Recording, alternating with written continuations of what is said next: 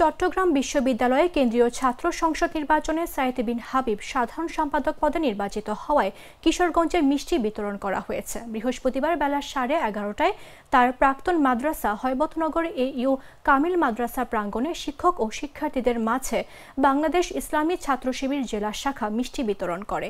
সাইদ 2017 সালে SSC ও 2019 সালে HSC পাশ করেন। চট্টগ্রাম বিশ্ববিদ্যালয়ের ইতিহাস বিভাগে ভর্তি হয়ে চলতি বছর 3.68 CGPA নিয়ে স্নাতক শেষ করেছেন। চাকসু নির্বাচনে তিনি 7,295 ভোট পেয়ে GS নির্বাচিত হন। নিকটতম প্রতিদ্বন্দ্বী পেয়েছিলেন 2,433 ভোট। মাদ্রাসার শিক্ষক ও অধ্যক্ষ তার সাফল্যকে মাদ্রাসার গর্ব হিসেবে উল্লেখ করেন। ছাত্র শিবির জেলা সভাপতি বলেন, এটি কিশোরগঞ্জের শিক্ষার্থীদের জন্য অনুপ্রেরণার উৎস।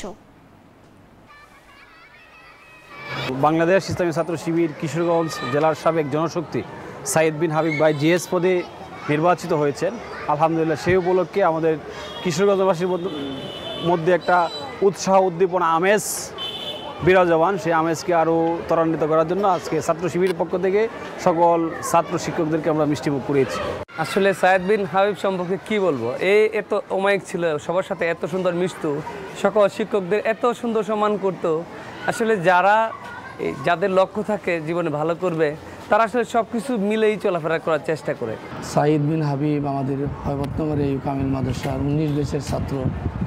সে কৃতিত্বের সহিত এখান থেকে পাশ করে পরে চিটাগাং ইউনিভার্সিটিতে ভর্তি হয়ে কৃতিত্বের সহিত সে তার শিক্ষা জীবন পরিচালনা করছে। এই জন্য রব্বুল আলামিনের কাছে শুকরিয়া আদায় করছি। বান্ডেল থাকলে প্রতি সেনমানিতে টাকা বাঁচবে।